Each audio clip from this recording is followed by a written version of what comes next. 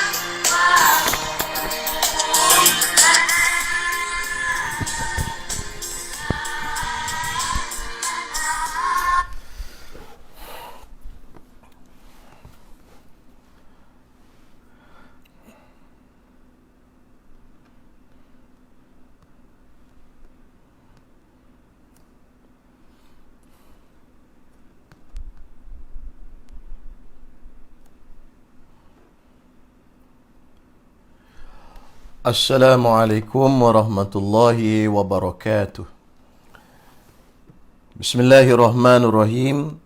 Alhamdulillahi rabbil alamin. Wassalatu wassalamu ala sayyidil anbiya'i wal mursalin, Sayyidina wa nabiyina Muhammad ibn Abdullah wa ala alihi wa sahbihi ajma'in. Rabbi shrah li sadri wa yassir li amri wahlul 'uqdatam min lisani yafqahu qawli. Subhanaka la ilma lana illa ma 'allamtana innaka antal alimul hakim. Allahumma fakkihna fid din wa 'allimna at-ta'wil wa la hawla wa la quwwata illa billahil aliyyil azim. Amma ba'd. Alhamdulillah, segala puji dan syukur kita rafa'kan kehadrat Allah Subhanahu wa taala. Pada malam ni sekali lagi kita dapat bersama-sama dalam kajian matan Safinatun Najah, dan malam ni kita masuk pada siri yang ke-15 kelas kita ini. InsyaAllah mudah-mudahan kita sempat tamatkan kuliah kita ini sebelum daripada kita masuk Ramadan.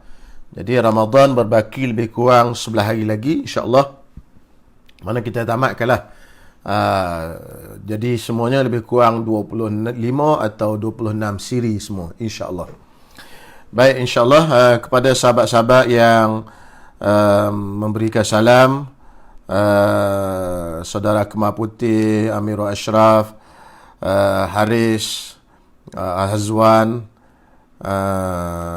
apa benda, Haji Noh, Abdul Aziz bin Rusli Selangor. Doakan, insyaAllah kita sama-sama doa, dan kain-kain dan kain-kain dan sahabat-sahabat yang lain.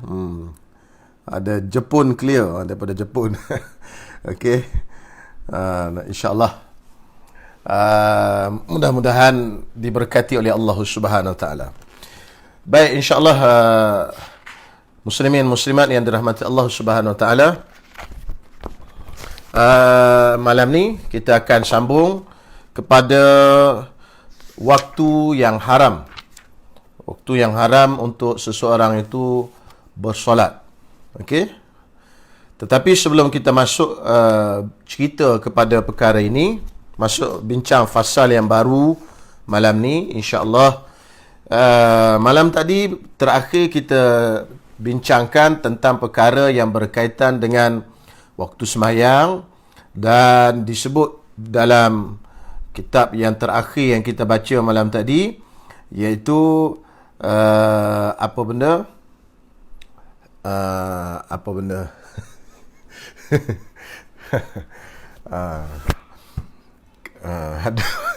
Ada kain pun boleh. Itulah kain pula jadi, masya-Allah.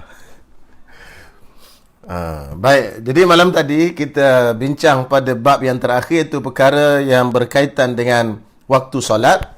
Jadi sebelum kita masuk kepada bab ini, bab fasal yang baru ni, jadi untuk makluman kita semua, pada asalnya sembahyang ni, solat ni sunat dilakukan pada awal waktu.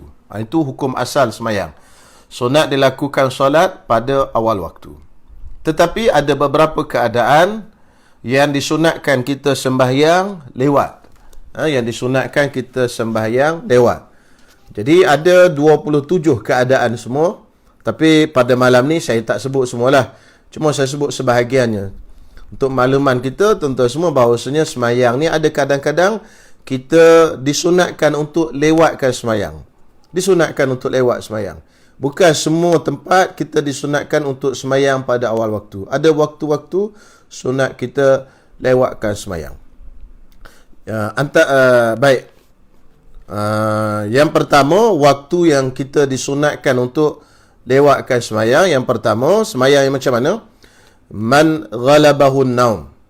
Okey, siapa yang tak boleh nak kontrol mengantuk dia, teruk sangat mengantuk dia ni, terlalu mengantuk, maka pada waktu itu disunatkan dia untuk melewatkan sembahyang sehinggalah dia tidur dulu dan bangun dan sembahyang. Itu syarat waktu masih luas lagi lah. Misalnya sembahyang tadi, sembahyang zuhur, dia mengantuk sangat, masuk waktu zuhur ni dia mengantuk. Jadi dia tidur dulu untuk sembahyang dalam keadaan cergas, sihat dan sebagainya. Jadi kemudian bangun tidur dan sembahyang zuhur. Ini sunat dilewatkan sembahyang. Lagi contohnya, sunat lewat sembahyang, orang yang yakin kalau dia lewatkan sembahyang tu dia akan dapat jemaah. Sebagai contoh, kawan dia duduk di rumah sewa nak berjemaah, dia berdua. Kawan dia ada, tapi kawan ni mandi lambat. Mandi apa semua, dah lewat dah, dekat dengan 40 minit baru siap keluar bilik air. Jadi dia tunggu sampai lewat sembahyang. Kenapa? Kerana tunggu kawan ni untuk berjemaah. Kerana dia yakin bila kawan dia keluar boleh sembahyang berjemaah. Okey, dia yakin akan dapat berjemaah, maka pada situasi ini disunatkan bagi dia untuk sembahyang secara berjemaah, dan lewat sembahyang tu sunat melewatkan sembahyang pada waktu itu. Contoh yang ketiga, orang yang ada tetamu di rumah, maka sunat dia lewatkan sembahyang sehingga tetamu itu makan. Dan maknanya kalau jenis nak tidur, tunjuk tempat tidur dan sebagainya, baru sembahyang. Jadi maknanya jangan kita warak tak kena, tetamu datang, minta maaf lah, makan dulu, makan. Saya nak sembahyang ni. Ini orang panggil tidak memuliakan tetamu. Kita tinggalkan tetamu, makan seorang, kita sembahyang. Padahal waktu sembahyang tu masih luas lagi. Waktu sembahyang tu masih banyak lagi. Jadi pada waktu itu kita layan dia dulu, makan dia dulu dan sebagainya. Pada waktu ini sunat kita melewatkan sembahyang. Contoh yang keempat, sunat kita lewatkan sembahyang indal ghadab. Indal ghadab iaitu ketika marah. Jadi kalau rasa marah sangat, berhenti dulu, jangan sembahyang lagi, kerana sembahyang pun tidak akan mendatangkan kekhusyukan. Kenapa? Kerana sembahyang ketika terlalu marah, dia tak jadi khusyuk. Dia akan jadi hati bercelaru dan sebagainya. Nak marah, orang nak marah kan. Contoh yang lain, yang kelima, iaitu contoh yang kelima, seorang yang sembahyang, seorang yang nak sembahyang tadi di awal waktu, tetapi keadaannya terlalu lapar, terlalu ingin kepada makanan, lapar sangat, maka pada waktu itu sunat dia lewatkan sembahyang dan makan dulu. Kerana kalau dia sembahyang pun sembahyangnya itu tak khusyuk dan sebagainya. Dia sembahyang dulu, kemudian lepas daripada makan, baru dia sembahyang. Okey. Itu maknanya keadaan-keadaan yang tertentu yang disunatkan untuk kita lewatkan sembahyang. Saya bawa contoh di sini ada 5 saja, tetapi dia ada 27 semua disebutkan oleh Syekh Ali ataupun Habib Ali Al-Mashhur dalam kitabnya Bughyatul Mustarsyidin. Di siapa yang pandai bahasa Arab bolehlah rujuk di sana dalam kitab Bughyatul Mustarsyidin. Jadi pengarang kitab Bughyatul Mustarsyidin dia sebut dalam tu ada 27 lebih 27 waktu-waktu disunatkan kita lewatkan sembahyang daripada awal waktu. Walaupun pada asasnya sembahyang ni disunatkan untuk kita sembahyang pada awal waktu. Baik, insya-Allah selesai bab tu. Kita akan masuk malam ni kepada perkara yang kita sedang bincangkan malam ni, insya-Allah. Faslun, kata pengarang, qala al-musannif rahimahullahu taala wa nafa'ana bi ulumihi wa bi barakatihi fid dharain amin. Faslun, tahrumu salatu allati laysa laha sababun mutaqaddimun wala muqarinun fi khamsati awqatin. Diharamkan sembahyang, yakni sembahyang sunat. Diharamkan yakni sembahyang yang tidak baginya, tiada baginya laisa laha sababun, yang tidak ada baginya sabab, mutaqaddimun, sembahyang yang tidak ada sebab yang sebelum daripadanya. Sababun mutaqaddimun, sembahyang ni dia ada sebab, yang sebab sebelum, sebab menyertai sebab kemudian. Okey, dan juga wala muqarinun, dan juga sebab yang muqarin fi khamsati awqat, pada 5 waktu. Baik tuan-tuan semua, jadi sembahyang yang diharamkan pada 5 waktu ini adalah sembahyang yang bukan sebabnya sebelum dan bukan sebabnya berserta. Berserta tu maknanya pada waktu dia sembahyang tu sebab tu ada. Contoh sebab yang sebelum, sembahyang tahiyatul masjid. Kita masuk ke dalam masjid, sebab dia baru kita sembahyang. Okey, ini sebab sebelum daripada sembahyang. Yang macam ni boleh kita sembahyang pada 5 waktu yang haram ini. Pada waktu yang 5 haram ni. Okey, sebab yang sebelum daripadanya. Okey, ataupun sebab yang sebelum daripadanya itu, contoh yang lain apa benda sembahyang tahiyatul masjid, maknanya masuk masjid dulu baru sembahyang. Apa lagi contoh sembahyang lain? Tak datang pula malam. Itu contohlah sembahyang tahiyatul masjid. Itu satu contoh. Baik. Sembahyang sunat wudu. Sembahyang sunat wudu, kita ambil wudu dulu baru sembahyang, atau sembahyang dulu baru ambil wudu? Tuan-tuan ramai-ramai ni. Macam mana? Tak adalah ramai mana, 50 orang. Kita ambil wudu dulu baru sembahyang, atau sembahyang dulu baru ambil wudu? Jadi kita ambil wudu dulu baru kita sembahyang. Maksudnya sebab bagi sembahyang tadi sebelum.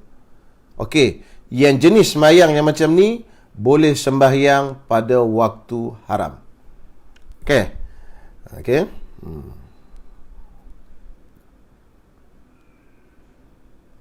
Sebab yang muqarin, sebab yang berserta. Muqarin ni maknanya ketika sembahyang sebab tu masih ada. Apa contohnya? Contoh yang tulis kat situ, solat gerhana. Solat gerhana ni masuk dalam ni, sabab muqarin, sebab yang berserta. Apa nak berserta? Masa yang tengah dia ada sembahyang tu sebab dia ada lagi. Kenapa kita sembahyang gerhana? Kerana sebab gerhana tu ada lagi kita sembahyang. Itu dia panggil sabab. Jadi sembahyang gerhana tidak haram pada 5 waktu. Okey. Oh payah ustaz nak cerita itu. Okeylah, payah, senang ginilah. Ulama tolong kira dekat kita. Ada 6 je sembahyang tak boleh sembahyang pada waktu sembahyang sunat, yang tak boleh sembahyang pada waktu haram ni. Pada waktu yang haram ni ada 6 sembahyang sunat.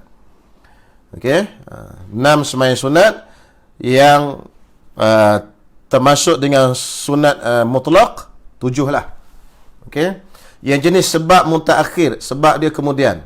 Apa sebab kemudian? Pertama, sembahyang sunat ihram. Sembahyang sunat ihram, kita ihram dulu baru kita sembahyang sunat, ataupun kita sembahyang sunat dulu baru kita ihram. Itu dia panggil sebab mutaakhir. Sebab tu kemudian. Kita semayang dulu, baru kita ihram. Bukan kita ihram dulu, baru kita semayang. Sebab dia kemudian lepas pada semayang. Sebab tu sunat ihram ni tak boleh semayang di 5 waktu ni. Salah satu pada 5 waktu ni, iaitu lepas asar. Okey, sama ada semayang asar tu, semayang asar jamak takdim pun tak boleh. Contohlah kita pergi ke Madinah. Kita naik kapal terbang pergi ke Madinah dulu. Sampai di Madinah, kita duduk 4 hari kata. Habis 4 hari di sana, kita pun nak pergi ke Mekah. Maka kita pun keluar di Bir Ali. Sebelum kita keluar di Bir Ali, kita semayang di Masjid Nabawi. Kita semayang di Masjid Nabawi, jamak takdim, Zuhur dengan Asar. Boleh jamak lagi lah, pasal baru duduk 3 hari baru. Tak termasuk dengan hari sampai dah hari keluar. Walaupun 4 hari, tapi tak tolak lah hari sampai dengan hari keluar tu. Okey, baru 2 hari lah kiranya. Okey, maksudnya kita baru duduk 2 hari. Kita jamak lah dalam Masjid Nabawi. Kita jamak apa? Semayang Zuhur dengan Asar. Jamak takdim. Kita pun keluar daripada hotel kita, naik bas pergi ke Bir Ali, tempat miqat. Sampai di Bir Ali, kita pun semayang sunat ihram. Lepas semayang sunat ihram, kita niat ihram. Ini tak boleh macam tu, hukumnya haram. Sebab apa? Sebab sunat ihram tu sebab yang mutaakhir. Salah satu daripada semayang sebab yang mutaakhir. Maksudnya kita semayang dulu baru kita ihram. Okey. Yang kedua sunat safar. Sunat safar yang ni sunat musafir. Kemudian sunat istikharah. Kita semayang dulu baru kita minta doa istikharah. Sunat safar kita semayang baru kita musafir. Bukan musafir dulu baru semayang. Yang keempat, sunnatul qatli, semayang sunat nak membunuh. Ada semayang sunat nak bunuh. Contoh kita al-gojo. Sebelum nak potong kepala orang tadi, kita semayang sunat 2 rakaat, baru kita potong. Mana sebab dia kemudian. Lagi sunat nak keluar daripada rumah. Setiap hari sebelum kita keluar daripada rumah, kita sunat semayang 2 rakaat di rumah. Mana sebelum kita keluar. Sebab dia tu, sebab bagi semayang tu, kemudian daripada semayang. Kemudian sunat hajat. Pun tak boleh semayang pada 5 waktu ni. Pasal apa? Pasal doa kita nak minta hajat tu lepas pada semayang. Lagi semayang sunat mutlak yang tidak ada waktu, tidak ada sebab. Jadi 5 semayang 7, 6 tadi dan 1 sunat mutlak. Termasuk dalam kategori semayang sunat mutlak ni, semayang sunat tasbih dalam 5 waktu ini. Okey. Kemudian 5 waktu ini terkecuali pada tanah haram Mekah. Di Mekah dia tidak ada 5 waktu ni tak terpakai. Undang-undang ni tak terpakai di tanah haram Mekah. Maksudnya di tanah haram Mekah boleh semayang pada bila-bila masa sahaja. Tidak ada waktu larang, tidak ada waktu haram. Di mana? Di tanah haram Mekah. Dan yang kedua, terkecuali undang-undang ini pada hari Jumaat untuk satu saja, iaitu ada satu waktu haram, iaitu ketika matahari tegak atas kepala. Untuk hari Jumaat, tak ada waktu haram ketika matahari tegak atas kepala. Tapi hari lain ada. Jadi, itu 2 pengecualian. Pertama, di tanah haram Mekah, tak ada waktu 5 ni tak terpakai. Yang kedua, pada hari Jumaat, satu waktu tak terpakai, tak ada haram, iaitu ketika matahari tegak atas kepala. Baik, jelas tuan-tuan semua. Ini waktu yang diharamkan sembahyang sunat tadi, sembahyang tadi. Baik, bisa kata kita masuk dalam masjid lepas asar. Katalah nak buka puasa, tapi sekarang ni tak ada buka puasa kat masjid ni, kat Selangor sampai lepas raya. Kita masuk ke masjid, kita nak pergi majlis iftar, buka puasa di masjid. Sampai saja di masjid, kita masuk masjid, kita semayang sunat tahiyatul masjid, walaupun lepas asar. Kan nak masuk maghrib lepas asar tu. Adakah boleh kita semayang tahiyatul masjid tadi? Sebab apa? Boleh atau tak boleh? Boleh. Sebab apa?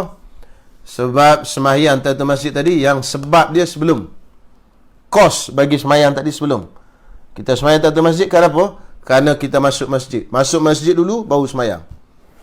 Jadi semayang tahiyatul masjid tu dibolehkan walaupun lepas asar. Tapi semayang hajat tak boleh lepas asar. Semayang tasbih tak boleh. Semayang istikharah tak boleh. Okey. Baik, apa waktu yang 5 tadi? Inda tulu'i syamsi hatta tartafi'a qadra rumhin. Qadra rumhin. Ketika matahari sedang terbit. Ketika matahari sedang terbit, sehinggalah dia naik sekadar segalah. Okey? Maksudnya macam ni. Matahari, semalam kan saya dah sebut, bila matahari terbit, dia habis waktu subuh. Bila habis waktu subuh, tak boleh sembahyang sunat lagi pada waktu itu. Sebab apa? Sebab dia termasuk dalam waktu haram. Sembahyang sunat yang tadilah, sembahyang hajat ke, sembahyang istikharah ke dan sebagainya. Sebab dia masuk dalam waktu yang haram. Tak boleh lagi nak sembahyang hajat ke apa tu. Sebab ada satu tempat dulu dia buat sembahyang hajat. Lepas subuh tu dia buat sembahyang hajat. Tek jam tu bunyi tek terus dia sembahyang hajat. Itu tak boleh. Sebab apa? Sebab waktu tu belum masuk lagi. Jadi tunggu matahari naik kadar segalah baru boleh. Hatta tartafi'a qadra rumhin.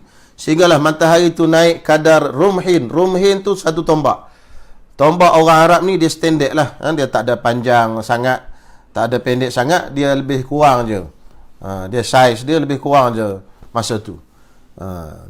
Masa tu dia ada standard dia dah.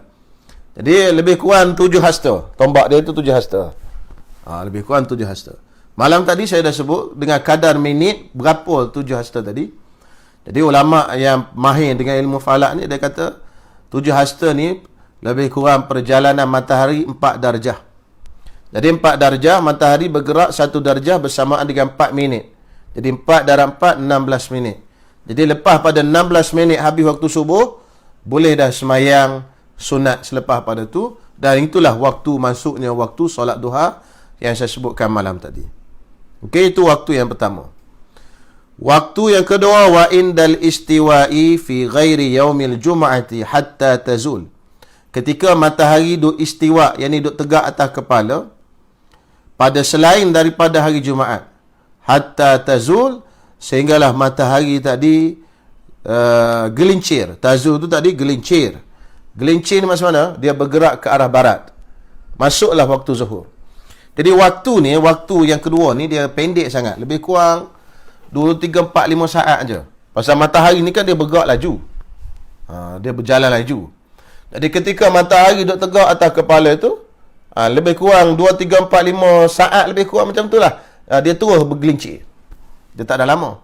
Cuma kalaulah ada orang sengaja cari waktu tu nak takbir, tengok Allahu Akbar. Itu yang jadi haram. Jadi orang cari waktu, orang yang sengaja cari nak sembahyang waktu itu tu jarang berlaku lah. Tapi hukum gitu. Jadi waktu yang matahari tegak atas kepala ni pendek sangat. Tak sampai 1 minit pun. Pasal matahari ni dia berjalan laju. Tegak pun dia tu condor. Bila condor ke barat, gelincir matahari, masuk waktu zuhur. Yang ini, waktu ini tidak haram pada hari Jumaat. Kenapa? Kerana kita disunatkan datang awal ke masjid pada hari Jumaat. Dan kita disunatkan banyak sembahyang pada hari Jumaat. Kerana hari itu hari raya kita sembahyang. Mungkin pada waktu kita sembahyang tu terkena tadi. Jadi tak ada masalah.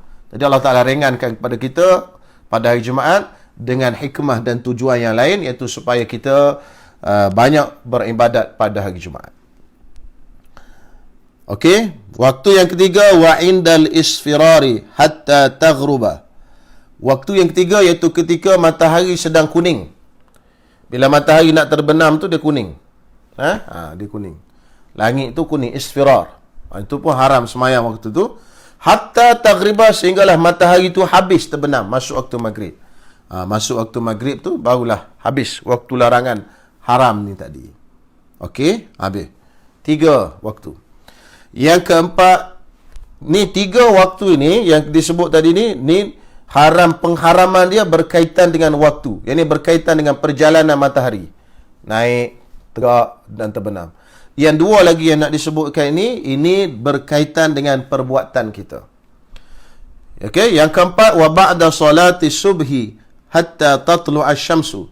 Selepas daripada sembahyang subuh sehinggalah terbit matahari. Okey, yang tadi daripada matahari terbit sampai dia naik segala. Ini selepas kita sembahyang subuh, tak boleh dah kita sembahyang sunat yang jenis tadi sehinggalah naik matahari, terbit matahari. Jadi tuan-tuan semua, maknanya contoh macam ni. Kita dah sembahyang subuh. Lepas pada sembahyang subuh, tak habis lagi waktu subuh. Kita sembahyang awal. Matahari belum naik lagi, tak habis sembahyang subuh. Kita nak sembahyang hajat, tak boleh. Nak sembahyang istikharah, tak boleh. Nak sembahyang sunat tasbih, tak boleh sunat-sunat tadi. Sembahyang qadha tak apa. Tak termasuk dalam bab ni, sembahyang qadha. Baik. Jadi kalau kita belum sembahyang subuh lagi, contohlah hari ni periksa pagi kita, hari ni periksa katalah kita bangun tengok dah pukul 6 dah. Allah, pukul 6 dah, 6 pagi dah masuk subuh dah. Kan? Sekarang subuh apa 6 lebih kan? 6.10 ke apa? Kan? Kata kita bangun 6.30. Allah, dah masuk subuh dah ni. 6.30 dah masuk subuh. Tapi kita nak sembahyang hajat. Hari ni ada temu duga. Kan? Macam mana kita buat? Kita sembahyang hajat dulu. Kita ambil air sembahyang. Kita sembahyang hajat dulu 2 rakaat. Lepas sembahyang hajat 2 rakaat, baru kita sembahyang subuh. Kalau kita sembahyang subuh dulu, lepas tu kita sembahyang hajat tu tak boleh. Haram hukumnya. Kita nak minta dengan Allah Ta'ala, tapi kita buat benda haram. Kan? Ini jadi masalah ni, kita tak sedar. Dalam keadaan kita sedang buat benda yang haram, kita minta dengan Allah Subhanahu Wa Ta'ala dalam keadaan kita buat benda yang haram. Okey. Jadi waktu lepas pada waktu subuh, sehinggalah matahari naik. Lepas pada kita sembahyang subuh, bukan waktu, lepas pada kita sembahyang subuh, sehinggalah matahari naik, yakni matahari keluar. Itu habis waktu subuh, sehingga matahari keluar. Bila matahari keluar, waktu subuh pun tamat. Baik. Dan yang kelima, wa ba'da salatil asri hatta taghruba. Dan selepas daripada kita sembahyang asar, sehinggalah matahari itu terbenam. Okey? Jadi yang tadi kita sebut ketika matahari sedang kuning sampai terbenam. Kan? Itu haram dari sudut waktu. Iaitu haram dari sudut kita sembahyang. Baik, kita kata kita nak sembahyang hajat. Kita nak sembahyang hajat selepas daripada waktu asar, tak boleh. Jadi sekarang ni asar dah masuk pukul 5 dah ni, tapi kita nak sembahyang hajat. Macam mana buat? Sembahyanglah dulu hajat, lepas pada tu kita sembahyang asar. Sama ada sembahyang asar tu tadi, sembahyang dalam waktu betul, atau sembahyang asar jamak takdim. Okey? Okey, asar tadi kita sembahyang dalam waktu dia yang betul, ataupun jamak takdim kita buat masuk dalam waktu zuhur. Sebagaimana misal yang saya sebut tadi, seperti dalam kes orang yang pergi buat umrah, dia pergi Madinah dulu, lepas pada hari dia nak pergi ke Mekah, dia sembahyang jamak dalam Masjid Nabawi. Sampai ke Bir Ali, dia sembahyang sunat ihram. Sembahyang sunat ihramnya tadi tak boleh. Sebab sembahyang sunat ihram salah satu daripada benda yang haram yang kita sebut tadi. Sebab apa tak boleh? Kerana dia dah sembahyang asar, walaupun masih waktu zuhur lagi sekarang. Kenapa tak boleh Ustaz? Sekarang waktu zuhur ni. Iyalah, awak dah sembahyang asar. Sembahyang asar secara jamak takdim. Jadi macam mana nak buat? Tak ada buat apa, tak payah sembahyang sunat ihram lah. Kan? Tak payah sembahyang sunat ihram, sembahyang sunat tahiyatul masjid, masuk dalam Masjid Bir Ali, sembahyang sunat tahiyatul masjid. Sebab apa? Sebab kalau kita sembahyang pun hukumnya berdosa. Sebab haram. Dia haram. Benda ni haram buat. Tak boleh buat. Kan? Yang buat sembahyang sunat ihram tu sunat saja. Kita nak buat yang sunat, tetapi dapat benda haram. Ini ikut mazhab Syafi'i lah. Saya tak ceritalah khilaf. Mungkin tuan-tuan pergi dengan mutawif cerita khilaf dan sebagainya tu. Itu bab lain lah. Ini cerita saya ni cerita dalam pandangan mazhab Imam Asy-Syafi'i radhiyallahu ta'ala anhu. Okey, habis tuan-tuan semua. 5 waktu yang diharamkan kepada orang yang sembahyang. Ada 5 waktu tak boleh sembahyang. Baik, selesai. Kemudian kita masuk yang fasal yang seterusnya. Faslun sakatatus salati sittun. Yang ni disunatkan kita diam dalam sembahyang. Ada 6 tempat disunatkan kita diam. Tapi bukan diam pada hakikatnya. Ada bacaan juga, cuma tidak dibunyikan. Ada tempat yang tidak dibunyikan. Okey. Yang pertama apa benda? Baina takbiratul ihram wa du'ail iftitah. Okey, yang ni kena diam betul lah. Diam betul. Di antara takbiratul ihram dengan doa iftitah. Kita takbir Allahu Akbar, diam dulu sekejap, sekadar sebut subhanallah, baru kita start baca doa iftitah. Bukan Allahu Akbar, wajah tu wajib sambung. Itu tak. Sunat kita berhenti sekejap. Itu saktah. Yang kedua, wa baina du'ail iftitahi wa ta'awudz. Lepas daripada kita baca doa iftitah, wa bidzalika umirtu wa ana minal muslimin. Sebelum nak baca a'udzubillahi minasyaitonirrajim, sunat kita diam dulu. Wa bidzalika umirtu wa ana minal muslimin. Diam sekejap. Lepas tu baru baca a'udzubillahi minasyaitonirrajim. Yang ketiga, wa baina du'ail iftitahi wat ta'awudz. Okey, dua. Betul kan dua tu? Yang ketiga, wa bainal fatihati wat ta'awudz. Oh, dia terbalik. Dia eloknya gini, wa bainat ta'awudzi wal fatihati. Di antara a'udzubillah dengan bismillah. Bismillahirrahmanirrahim. Alhamdulillahirabbil alamin sampai akhir Fatihah. Maksudnya habis kita baca wa bidzalika umirtu wa ana minal muslimin. Saktah, diam sekejap. Kemudian a'udzubillahi minasyaitonirrajim. Berhenti sekejap. Supaya beza. A'udzubillah bukan Fatihah. Bismillahirrahmanirrahim ni adalah Fatihah. Jadi diam sekejap untuk membezakan. Okey, itu yang ketiga. Yang keempat, wa baina akhiril Fatihati wa amin. Dan di antara akhir Fatihah dan amin. Ghairil maghdubi alaihim waladdallin. Berhenti sekejap. Sekadar bernafas ataupun sekadar sebut subhanallah. Amin. Apakah ghairil maghdubi alaihim waladdallin. Amin. Jadi masalah sikit kalau jenis makmum makmum tak sabar-sabar. Tu imam baru nak saktah ni, nak ambil pahala sunat ni. Ghairil maghdubi alaihim waladdallin. Tu imam baru nak bernafas, nak sebut amin. Dia ada dia doa amin dulu daripada imam. Ada juga setengah-setengah masjid macam tu. Jemaah yang jenis proaktif. Lebih dulu daripada imam. Tunggulah tu imam nak ambil saktah tu sekejap, nak ambil pahala sunat tadi. Kemudian wa baina amin was surah. Dan di antara amin dan surah. Maksudnya lepas daripada kita sebut amin, kemudian kita nak baca surah, maka diam sekejap. Tetapi kalau kita jadi imam, apa nak buat pada sembahyang yang baca kuat, iaitu sembahyang subuh, maghrib dan isyak. Jadi dia kata di sini, saya baca sikit dalam kitab Nailur Raja' Syarah Safinatun Najah. Dia kata apa? Fayundabu lil imami. Maka sunat bagi imam. Fil jahriyati, pada sembahyang yang baca kuat. Ini subuh, maghrib dan isyak. An yutawwilaha, untuk dia panjangkan saktah tadi. Panjangkan saktah. Panjang tu kadar mana? Biqadril Fatihah, dengan sekadar Fatihah. Apa maksud? Sekadar Fatihah makmum habis baca Fatihah. Jadi ghairil maghdubi alaihim waladdallin. Diam sekejap. Lepas pada tu amin. Okey, diam. Diam tu imam tu diam tu kadar mana? Kadar agak-agak makmum belakang tu habis baca Fatihah. Ini mazhab Syafi'i. Jadi tuan-tuan, sekejap Allahu Akbar. Jadi tuan-tuan jangan komplain. Jangan komplain kepada imam. Imam ni apalah, hai, tunggu lama pula nak baca surah. Baca-bacalah. Lambat pula habis semayang, kata dia. Ada sebab ada orang yang komplain macam tu. Dia suruh baca-baca. Imam tak baca surah. Nak tunggu kita habis Fatihah baru nak baca surah.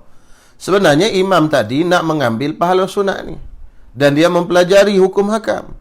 Jadi maknanya pada waktu itu sunat bagi dia untuk dia berhenti sekejap. Berhenti sekejap, memberi peluang.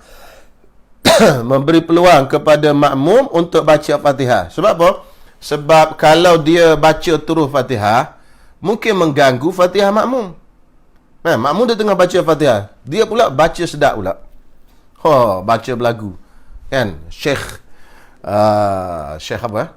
Syekh Syurim ke apa. Jadi makmum ni nak baca Fatihah. Pasal baca Fatihah ni wajib. Ketika semayang.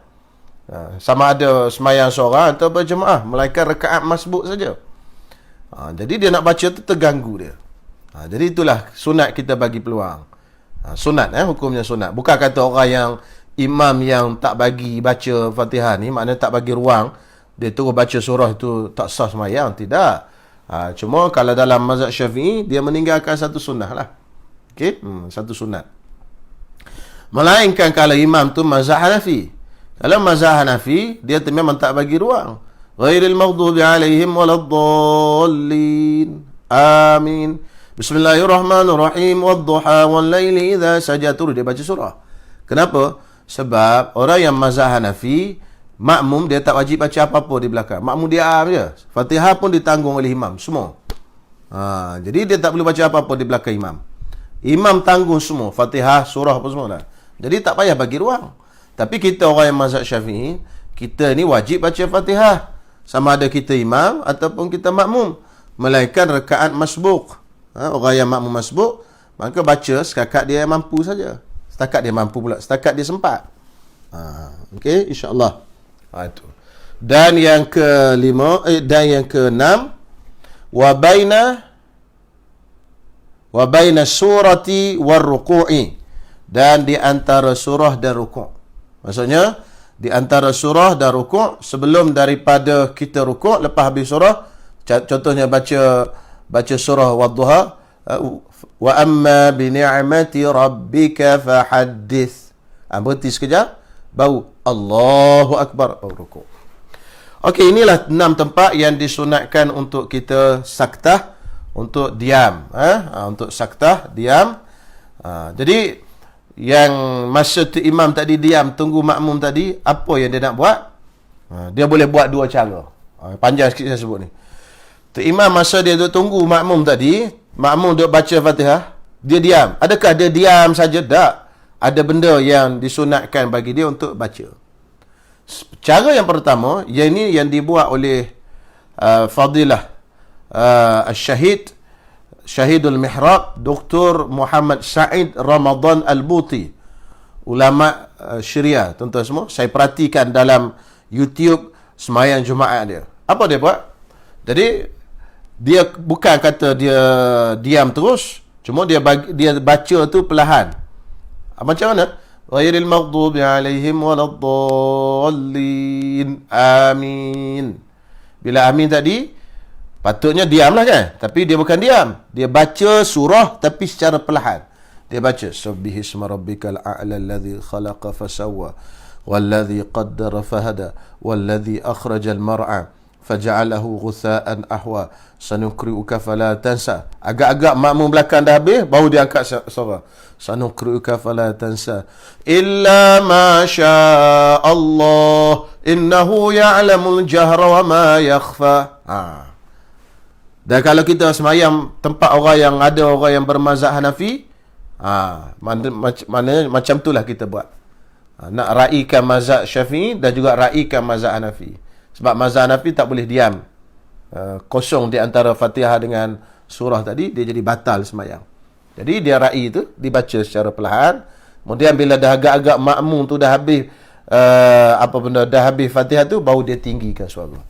Allah yarham guru saya dulu di kampung, macam itulah selalu dia buat sembahyang Jumaat. Saya pun masa dulu tak faham. Pasal apalah hai tok guru aku ni baca slow, lepas tu tiba-tiba tinggi pula suara. Pasal kita dah tengok kan dalam TV kan, orang start kuat terus kan, Bismillahirrahmanirrahim wadduha. Bila dah belajar baru faham. Dan tengok pula ada juga orang Arab, contohnya Dr. Allah yarham Dr. Muhammad Said Ramadan Al-Buti buat benda ni. Jadi fahamlah itu amalan tu, walaupun tidak dibuat sangat di Malaysia. Okey. Itu cara imam lah, salah satu caranya. Ataupun diam kosong pun tak ada masalah. Habis tuan-tuan semua, selesai. Ni kena belajar juga ni nak jadi imam ni kan. Kita jadi imam ni lama ni, sampai berapa bulan nak jadi imam ni. Tarawih pun okey. Mungkin ada beberapa perkara kena belajar. Baik, fasal yang seterusnya. Al-arkanul lati talzamu fihi tama'ninatu arba'atun. Rukun-rukun yang wajib padanya tama'ninah ada 4. Ar-ruku'u, yang pertama rukuk. Wal-i'tidalu, yang kedua i'tidal. Was-sujudu, yang ketiga sujud. Dan yang keempat, wal-julusu baina sajdataini, dan duduk antara dua sujud. Jadi ada 4 rukun ni yang wajib padanya kena tamakninah. Okey? Wajib padanya kena tamakninah. Apa itu tamakninah? At-tamakninatu hiya sukunun ba'da harakah. Tamakninah itu ialah diam, sukun diam ba'da harakah, selepas daripada bergerak. Contoh, masa nak rukuk. Masa nak rukuk kan bergerak. Allahu Akbar. Lepas bergerak tu diam. Diam itulah yang dipanggil tamakninah. Okey? Bihaisu yastaqirru kullu udwin mahallahu. Sekira-kira tetaplah semua anggota yang wajib, anggota yang wajib pada setiap rukun tadi, yang 4 tadi, mahallahu, pada tempatnya. Kan? Kalau sujud berapa? Ada 7 anggota. Mana 7 tadi, anggota tadi kena tetap sampai dah pada tempat sujud tadi, 7 tu tetap dan tak bergerak. Kadar mana? Biqadri subhanallah. Dengan kadar paling kurangnya, kadar menyebut subhanallah. Subhanallah berapa minit sebut? Subhanallah. Seminit? Mana seminit pula kan? Subhanallah 1 saat, 2 saat. Lebih kurang macam tu. 2 saat kan? Subhanallah. 1, 2 saat. Itu paling minima tamakninah. Ada tu cukup sah. Walaupun kita tak baca zikir apa tu. Itu zikir tu sunat. Jadi ada kita pun turun subhanallah kadar tu. Pun kita bangun tu. Okey sah. Semua anggota tetap. Macam semalam ada soalan. Saya tengok siapa tanya semalam kan. Tengah kita sujud, kita gatal, kita angkat lutut. Adakah sah? Ya sah dengan syarat kita dah tetap 7 anggota tadi sekadar subhanallah. Hak lebih pada tu itu dah sunat dah. Okey, lebih pada tu sunat. Jadi 4 anggota ni kena ada tamakninah. Okey, yang lain tak ada lah. Tak ada tamakninah pada rukun yang lain. Rukun 4 ni saja wajib ada tamakninah. Okey, insya-Allah. Kalau tuan-tuan ada soalan tulis insya-Allah. Masa ada sikit lagi. Saya baca seterusnya lah. Sikit lagi. Faslun asbabu sujudis sahwi arba'atun. Sebab-sebab bagi sunat sujud sahwi ini ada 4. Sujud sahwi ini hukum dia sunat. Dia tak wajib. Kalau kita tak sujud sahwi pun tak ada masalah, tidak haram dan tidak batal sembahyang kita. Tetapi kalau kita sujud, bukan pada tempatnya. Contohnya tak ada sebab ni. Sebab yang kita nak belajar ni tak ada, kita sujud. Ini batal sembahyang. Kena ingat kita tak sujud sahwi tak batal sembahyang, sebab hukum sujud sahwi hukumnya sunat. Kalau kita buat dapat pahala. Kalau kita tak buat tak batal sembahyang, cuma tak dapat pahala. Tetapi kalau kita sujud tanpa ada sebab yang membolehkan kita sujud, bermakna kita dah tambah rukun dalam sembahyang, tambah perbuatan dalam sembahyang. Kita tambah lagi 2 sujud. Tu sujud apa tu? Sujud sahwi. Ada sebab ke sujud sahwi? Tak ada, saja sujud sahwi. Batal sembahyang kita. Sebab menambahkan perbuatan tanpa ada apa-apa sebab. Itu kena faham. Jadi sebab itu kita kena belajar betul-betul. Kena belajar betul-betul apa dia sebab yang disunatkan sujud sahwi. Baik, dia kata sebab sunat sujud sahwi ada 4. Yang pertama, tarku ba'din min ab'adis salati au ba'dil ba'di. Yang pertama, dia meninggalkan salah satu daripada sunat ab'ad semayang. Sunat ab'ad semayang ada 7 disebutkan dalam kitab ni 7. Ada dia macam-macam cara orang kira. Cuma khilaf tu khilaf lafzi, cara kira saja. Ada yang kira 2 aja. Dia kira 2 tu senang. Apa benda? Kunut, tasyahud awal. Jadi package kunut tu dalam kunut tu ada qiyam, berdiri untuk kunut. Ada selawat ke atas Nabi SAW selepas kunut. Ada selawat ke atas keluarga Nabi selepas kunut. Dalam tu pun ada berapa dah. Cuma dia senang kira kunut, tasyahud awal. 2 gitu ya. Jadi ada yang huraikan, perincikan satu-satu. Jadi banyaklah. Sampai ke 20 pun ada. Okay? Jadi mudah nak kiranya 2 je. Sunat abad. Iaitu kunut, tasyahud awal. Dalam package tasyahud awal tu ada beberapa perkara, iaitu selawat ke atas Nabi SAW. Selepas tasyahud awal dan duduk untuk tasyahud awal dan sebagainya. Okey, baik jelas tuan-tuan semua. Jadi kalau tinggal sunat ab'ad, sama ada tinggal kunut ataupun tinggal tasyahud awal, maka sunat sujud sahwi. Jadi kita boleh buatlah masalah ni kalau kita semayang di Mekah. Tu imam tadi tak baca kunut. Salah satu cara kita nak dapatkan pahala sunat ab'ad tadi ialah kita sujud sahwi selepas daripada imam bagi salam. Kita semayang di Mekah, semayang subuh, tu imam tak baca kunut semayang subuh kan. Jadi kita habis 2 rakaat, tu imam bagi salam, kita boleh sujud sahwi untuk dapatkan pahala sunat ab'ad ni. Kalau kita tak sujud sahwi, kita tak dapat pahala sunat ab'ad. Ataupun penyelesaian yang kedua, ini yang terbaik kita boleh baca kunut pendek. Okey, tu imam intidar, sami Allahu liman hamidah.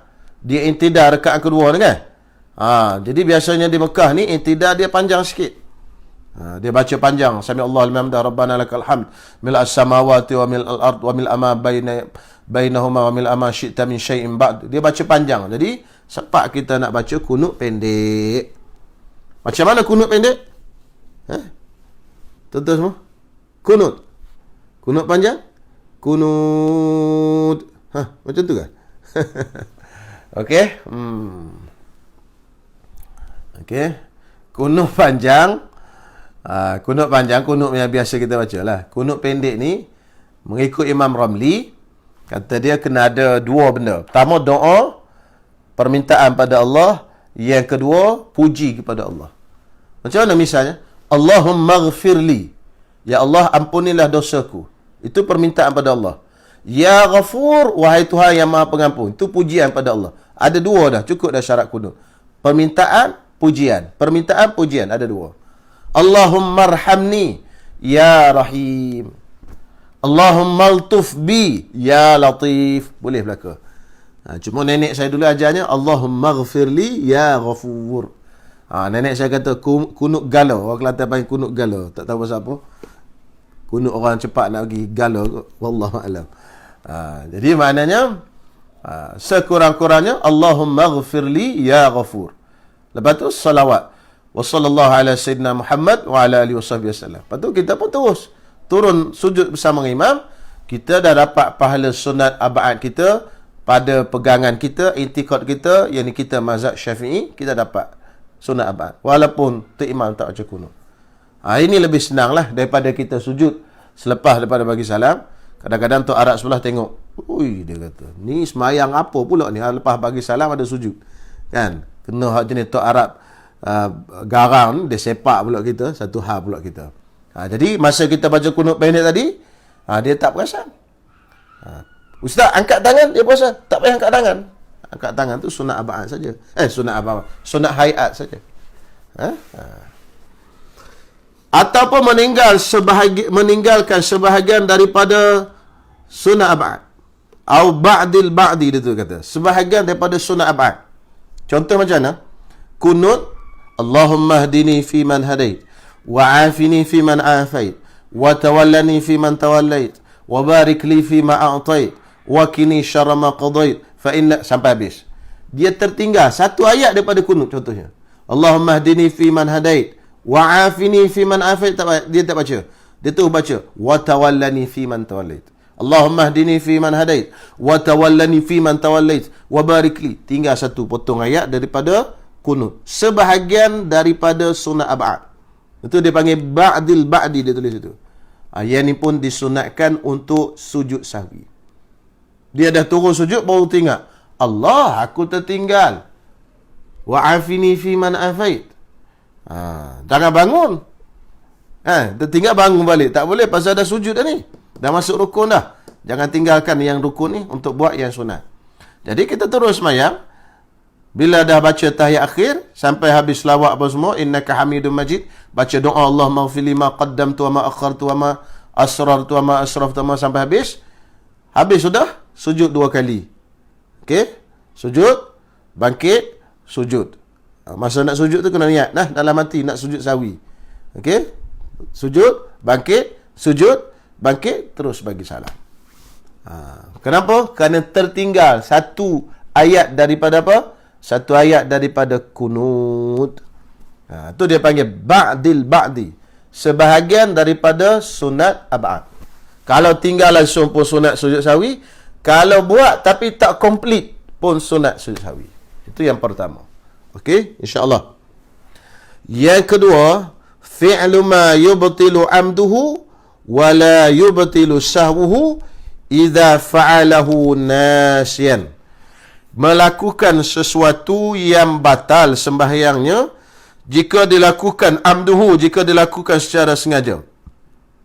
Wala yubtilu sahwuhu, tetapi tidak membatalkan sembahyang dilakukan secara terlupa. Idza fa'alahu nasyan, jika dilakukan secara terlupa. Baik. Contoh macam mana? Tu ayat tu berbelit sikit. Contoh gini. Contoh kita makan. Okey.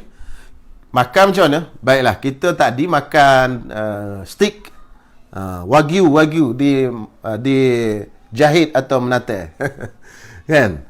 Lepas kita makan, lekatlah daging tu di celah gigi. Kita pun masuk semayang. Allahu Akbar. Tengah-tengah kita semayang, kita duk baca Fatihah apa semua, keluar daging tu. Ataupun tengah-tengah kita duk tunggu Tok Imam baca surah kan. Kita pun duk main dalam mulut, duk dengar kan. Panjang pula Tok Imam baca surah. Bila panjang, biasalah melilau kot lain kan. Ditolak hak dalam gigi tadi, hak lekat kat celah gigi tadi, tolak tercabut daging tadi. Bila tercabut, dia tak perasan dia tengah semayang. Dia pun telan daging tu tadi. Itu dia panggil makan lah tu. Makan yang sedikit. Makan kalau dengan sengaja batal semayang. Tetapi kalau tak sengaja dan sikit tidak membatalkan semayang. Puasa, makan dengan sengaja batal puasa. Kalau makan dengan tidak sengaja tak batal puasa walaupun banyak. Itu beza sikit antara semayang dengan puasa.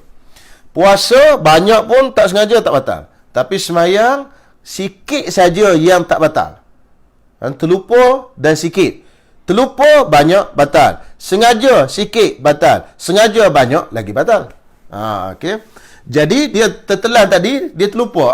Mak dah masuk. Kan? Itu maksudnya membatalkan sembahyang jika dengan lupa. Yang ni pun disunatkan dia sujud sahwi. Sunat dia buat sujud sahwi. Ataupun contoh yang kedua, dia bercakap. Bercakap dalam sembahyang ni batal sembahyang. Cakap. Bagaimana tu? Batal sembahyang. Mana tu PKP kan batal sembahyang. Tetapi dia bercakap tadi dalam keadaan terlupa. Dalam keadaan terlupa. Terlupa macam mana? Dia tak sedar, tak ingat dia tengah sembahyang. Kan? Jadi dia katalah isteri dia nak keluar rumah. PKP ni kan? Jadi dah ingat PKP ni, tanya, awak nak ke mana tu? Awak nak ke mana? Tapi tengah sembahyang. Tetapi perkataan tadi sikit. Dia tidak membatalkan sembahyang, sikit. Kalau banyak berbatal. Sikit ni berapa? 6 kalimah. Awak nak ke mana? 3 baru. Kalau ke kalimah yang lain, baru 4. Awak nak ke mana? Baru 4. Dia 6 batal. Jadi bawah 6 ke bawah masih sikit. 6 ke bawah dikira sikit. Jadi sekarang ni dia bercakap sikit lah. Bila dia bercakap sikit tadi, tak batal lah semayang dia. Pasal apa? Pasal bercakap yang banyak, walaupun dalam keadaan terlupa, batal. Bercakap sikit dalam keadaan terlupa, tak batal. Bercakap sikit dengan sengaja, dia ingat tapi dia bercakap, walaupun sikit sepatah, batal. Jadi yang tak batal ni maknanya bercakap yang sikit dalam keadaan dia terlupa. Jadi oleh itu tak batal semuanya dia, tetapi sunat di ujungnya dia sujud sahwi. Sunat di ujungnya dia sujud sahwi. Okey, insya-Allah. Yang ketiga ni insya-Allah kita sambung malam esok lah. Ni panjang huraian yang ketiga ni. Dia panjang sikit. Ni mungkin makan masa setengah jam untuk huraian yang ketiga ni.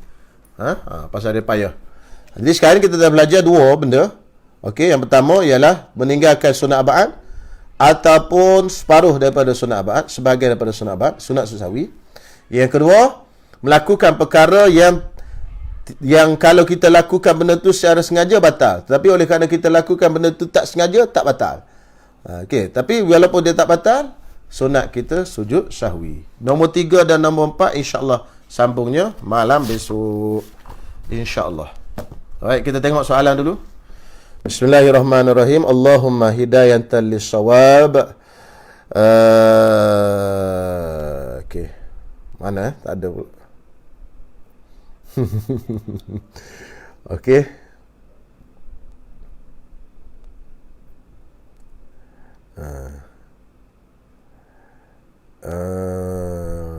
Okey, mana dah soalan ni?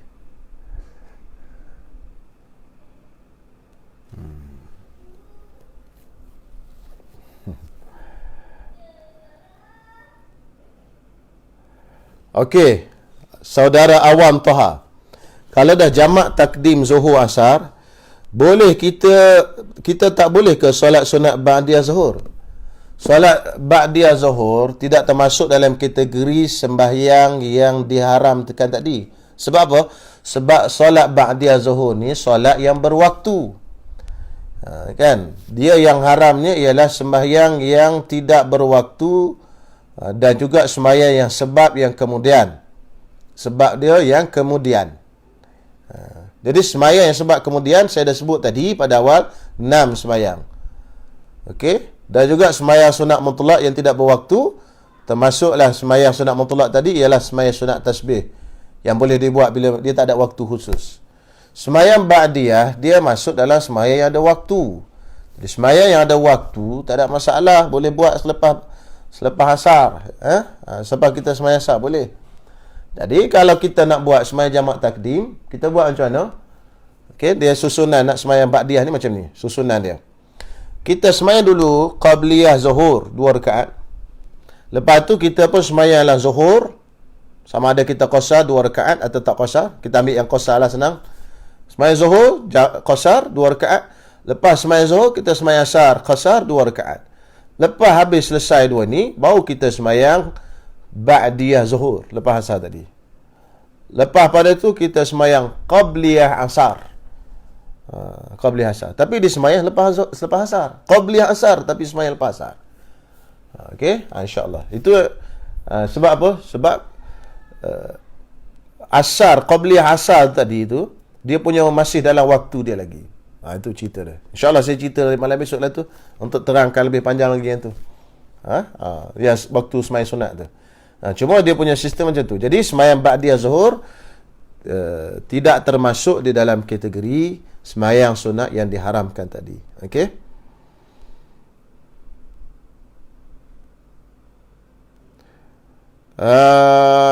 Tuan guru Ustaz Ismail kamu hafizahullah taala ada ajar antara akhir surah Al-Fatihah sebelum mengucapkan amin, boleh baca dalam hati Rabbighfirli. Ya, boleh.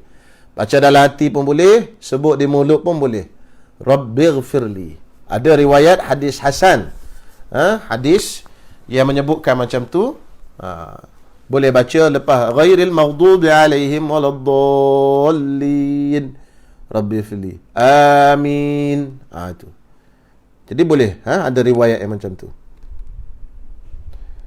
Hafizahullah ta'ala, mudah-mudahan ta'ala memelihara tuan guru kita, insya-Allah. Baik, panjang soalan Umar ni. Ali dan rakan-rakan ke kilang B untuk buat kerja enforcement. Jarak daripada ofis ke kilang itu tak sampai 2 marhalah.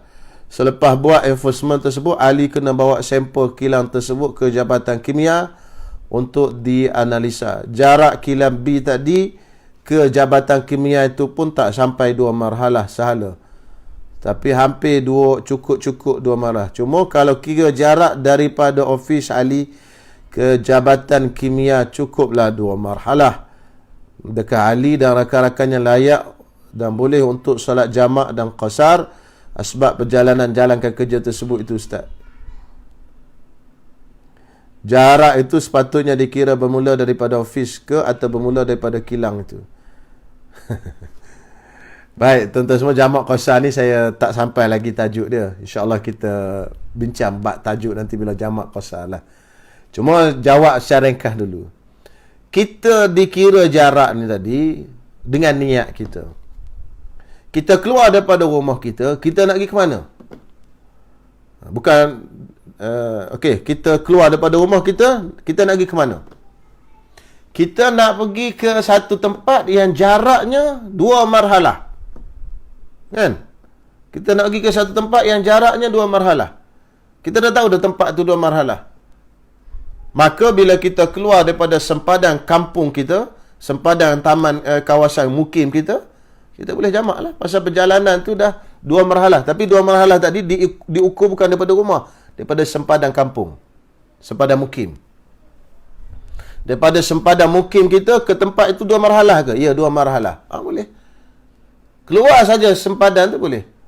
Contoh Omar ni dia duduk di Ampang katalah. Kan? Dia nak pergi ke Seremban. Kan? Jarak daripada sempadan Ampang Jaya, Majlis Ampang Jaya, keluar daripada perbandaran Ampang Jaya ataupun mukim masjid apa, kawasan mukim lah kita kira, pemukiman kawasan mukim, keluar daripada mukim masjid tertentu, keluar sempadan, dia boleh jamak dah di situ. Sebab apa? Sebab dia nak pergi ke Seremban tu jaraknya 2 marhalah. Kan? Seremban tak apa ikut. Port Dickson lah senang. Port Dickson atas lagi ataupun Melaka ke. Dia tak semestinya kita sampai baru kita boleh buat jamak qasar. Tujuan yang kita nak pergi tu. Niat dalam hati kita nak pergi ke mana, itu yang penting. Jadi macam soalan tadi, dia keluar daripada rumah, dia nak pergi ke kilang. Nak pergi ke office. Kan? Jadi sampai ke office, habislah. Perjalanan tu dah tamat lah. Okey, daripada office pergi ke kilang. Ini perjalanan baru pula.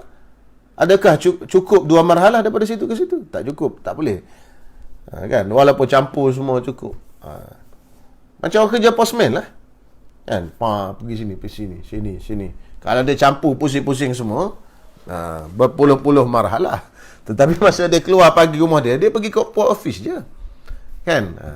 Lepas tu, daripada post office, dia pun pergi hantar surat. Tu je, dia tamani. Tu je. Bukan dia pergi menempuhi jarak 2 marhalah. Tidak. Tapi insyaAllah, panjang lebarnya, insyaAllah saya akan sentuh nanti di bab jamak qasar. Okey? InsyaAllah. Jadi kalau ikut soalan secara kasarnya, tak boleh lah. Pasal dia keluar daripada rumah, melepasi sempadan, nak pergi ke office. Daripada office nak pergi ke kilang tu, itu dah perjalanan baru. Walaupun kalau campur daripada rumah ke office ke kilang, cukup 2 marhalah. Okey, insyaAllah. Nanti kita sambung nanti bab jamak qasar. Okey, insyaAllah. Apakah boleh melakukan solat sunat subuh selepas melakukan solat fardu subuh? Boleh, tak ada masalah. Solat qabliyah subuh, kita bangun-bangun, orang dah qomat di masjid, kita pun pergi ke masjid, semayang fardu subuh dengan orang di masjid. Balik ke rumah, boleh tak semayang qabliyah subuh tadi? Boleh. Kenapa boleh? Lepas subuh. Sebab semayang qabliyah subuh tu semayang yang berwaktu, tidak masuk dalam kategori waktu, tidak masuk dalam kategori semayang yang diharamkan tadi. Kan saya sebut tadi, ada 6, campur semayang sunat mutlak 7. Kan? Qabliyah subuh tak ada masuk. Jadi sebab qabliyah ba'diyah ni semayang yang berwaktu. Witir boleh. Contoh witir tak semayang malam tadi. Kan? Lepas semayang subuh, tak tahu nak buat apa, baca Quran tak kerti. Semayang subuh, PKP ni kan, malam tadi tak semayang witir. Nak qada witir malam tadi, disunatkan qada ibadat sunat yang berwaktu. Ibadat sunat yang berwaktu sunat qada. Kita pun lepas subuh qada, Allahu akbar. Bukan kita sengaja nak qada situ pun, cuma kita masa kosong, tak tahu nak buat apa.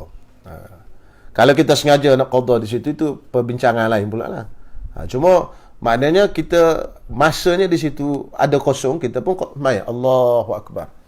Tak apa, sebab apa? Sebab witir itu termasuk daripada semayang yang berwaktu. Okey, insya-Allah. Boleh semayang Nabi SAW pernah semayang, lanjutan daripada soalan saudara Anwar. Nabi SAW pernah semayang ba'diyah zuhur selepas asar. Satu hari Nabi semayang zuhur, lepas dia semayang zuhur, datang dah orang tanya soalan, bincang sini, muzakarah apa semua, masuk asar. Masya Allah, tak semayang lagi ba'diyah asar. Ba'diyah zuhur. Ba'diyah asar pula. Tak semayang lagi ba'diyah zuhur, Masya Allah. Nabi pun semayang asar. Lepas Nabi semayang asar, Nabi bangun semayang 2 rakaat. Sahabat tengok. Kan? Pelik lah pasal, ada syariat baru ke? Ada ba'diyah asar ke ni? Nabi lepas asar semayang 2 rakaat. Lalu lepas pada semayang asar, Nabi SAW bagi tahu, ini 2 rakaat ni, ini adalah sembahyang yang aku sembahyang, semayang ba'diyah zuhur yang aku tak sempat semayang tadi. Jadi dibawa selepas asar. Padahal selepas asar tak boleh sembahyang sunat, tapi dia tidak termasuk dalam kategori sembahyang sunat yang dilarang tadi. Okey? Sebab sembahyang sunat berwaktu. Semasa rukuk, adakah kedua-dua tangan wajib letak di atas kepala lutut? Tak wajib. Rukuk ni ialah bongkok belakang. Sekira-kira. Dengar ayat betul tu. Membongkokkan belakang. Sekira-kira tangan ni tadi, tapak tangan ni mencecah ke kepala lutut. Mencecah kepala lutut. Kalau diletak sampai ke kepala lutut. Itu dipanggil rukuk. Tuan-tuan nak letak atas kepala lutut ke, nak letak atas belakang ke, nak peluk badan ke sambil rukuk ke, tak ada masalah. Tunduk itu saja rukuk. Tak ada masalah, tu makna tidak batal semayang. Jadi maknanya dhabit ataupun had rukuk tadi ialah ditunduk sekira-kira. Kalau diletak, kalau kita letak tapak tangan ni kena kepala lutut. Itu okey. Dia nak letak ke tak nak letak, itu terpulang. Itu had minima rukuk. Letak tapak tangan kena. Kalau dia turun, tapi kalau letak tapak tangan tak sampai lagi, baru duduk di pohon baru. Dengan syarat dia tu orang yang biasalah. Kalau dia orang yang OKU, tangan pendek apa tak masuk kira lah. Itu maknanya belum sampai had minima rukuk. Tangan tak wajib letak di atas lutut. Apakah perbezaan antara solat fajar dan solat subuh? Sama saja, solat fajar, solat subuh. Benda yang sama. 2 nama untuk satu perkara. Sunat fajar, sunat subuh. Solat fajar, solat subuh. Itu benda yang sama. Okey?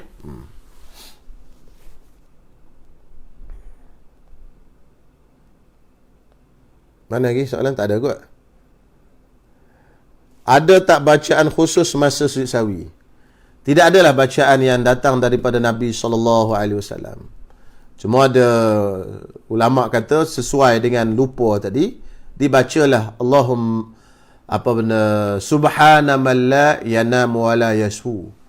Itu sekiranya kita terlupa. Tetapi kalau kita sujud tu, kerana benda yang kita buat tu kita sengaja tinggal. Contoh kita tak baca kunut, sengaja tak baca kunut. Contoh di Mekah tu memang kita tahu tak baca kunut. Kita pun saja memang tak baca kunut. Kenapa? Kerana kita ikut tu imam. Kita sedar, kita ingat tak baca kunut. Maka ulama kata bacaan dalam sujud sawinya adalah astaghfirullah. Jadi ada ulama yang bahagi 2. Kalau benda tadi kita buat secara sengaja, kita sengaja tak baca tasyahud awal, sengaja tak baca kunut, maka bacaan dalam sujud sahwi tadi ialah astaghfirullah. Kalau benda itu kita buat secara terlupa, teringat 3 ke 4 rakaat, kita pun ambil 3 tambah 1 lagi rakaat, lepas pada tu hujung tadi kita sujud sahwi. Sujud sahwi kerana disebabkan terlupa ini, ulama kata sunat baca subhana man la yanamu wa la yashu. Subhana man la, maha suci Allah, la yang tidak, yanamu tidur, tidak tidur, wala yashu dan juga tidak lupa. Kita yang tertidur dan terlupa. Salam Jalim, bolehkah kita buat tarawih sebagai semayang tahajud dibuat di pertiga malam? Boleh. Semayang tarawih itu kalau kita tidur dulu, lepas semayang isyak kita tidur dulu, kita bangun, dia jadi tahajud dan jadi tarawih. Tu dia jadi 2. Tahajud pun ya, tarawih pun ya. Cuma itulah takut tidur tak bangun-bangun. Kan? Itulah. Tapi PKP ni masa tak penat sangat rasanya boleh bangun kot. Boleh. Sebab tu di negara-negara setengah contoh di Yaman, saya pun tak dengar, tak pernah pergi sendiri, tak pernah pergi lagi, cuma dengar orang cerita di Yaman. Tarawih dia sampai ke subuh. Sebab dia buat jadual dia berbeza. Masjid ni lepas isyak, masjid ni lewat sikit, masjid ni lewat lagi, masjid ni lewat ni sampai ke subuh. Masjid ni dekat nak subuh. Jadi orang boleh semayang sepanjang malam. Tu yang boleh jadi sampai 100 rakaat semayang tu. Habis semayang masjid ni pergi semayang sana di Yaman. Kawan-kawan yang belajar di Yaman boleh tahulah cerita ni kan. Saya pun tak sampai lagi ke Yaman. Cuma dengar cerita lah daripada kawan-kawan yang pergi ke Yaman, Haji Zain dan sebagainya. Dia biasa pergi ke sana, dia cerita benda-benda ni. Okey, baik. Boleh insyaAllah. Boleh buat semayang tahajud, dia jadi tahajud. Jadi apa-apa semayang, tahajud ni dia tidak semesti semayang khusus. Macam semayang tahiyatul masjid. Jadi kalau kita semayang sunat, selepas daripada kita tidur, dia panggil tahajud lah. Kan? Apa saja. Sebab tu, witir tadi, kalau kita tidur, kita bangun semayang, dia boleh jadi semayang tahajud dan juga witir dua. Dapat dua pahala. Okey? Cuma khilaf ulama lah, nak dapat tu kena niat sekali ke atau tak payah niat. Saja aku semayang witir serta tahajud ke, ataupun saja aku semayang witir saja dah dapat pahala. Itu perbincangan ulama lah. Ada yang kata tak niat pun dapat pahala dah, ada yang kata kena niat. Sama macam tahiyatul masjid. Kita masuk dalam masjid terus semayang qabliyah, Zuhur, pasal masa dah pendek ni, awak nak qomat ni kan. Adakah kita dapat pahala tahiyat atau tak dapat? Itu je. Pasal kita tak niat. Ada yang kata tak dapat, ada yang kata dapat. Jadi khilaf. Tu. Bacaan doa kunut pendek tu betul tak macam ni? Allahumma ghafir li ya ghafur. Ya ghafur tak boleh. Ya ghafur. Lepas tu selawat ke atas Nabi. Ada tadi Luqman tulis tadi. Allahumma ghafir li ya ghafur.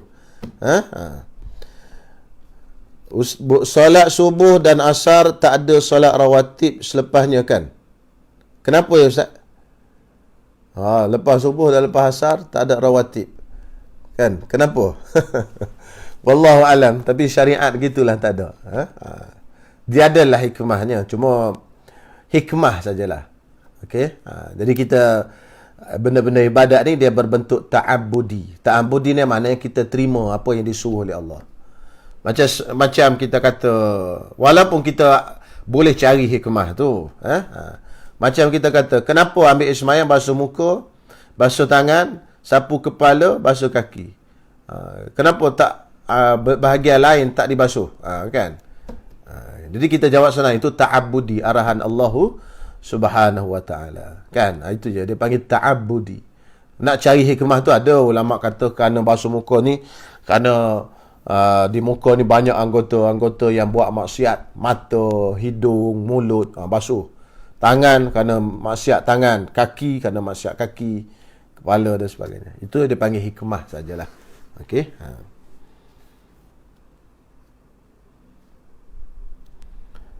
Kenapa kebiasaan bahagian akhir doa kunut diperlahankan bacaannya? Boleh tak baca secara jahar sepenuhnya?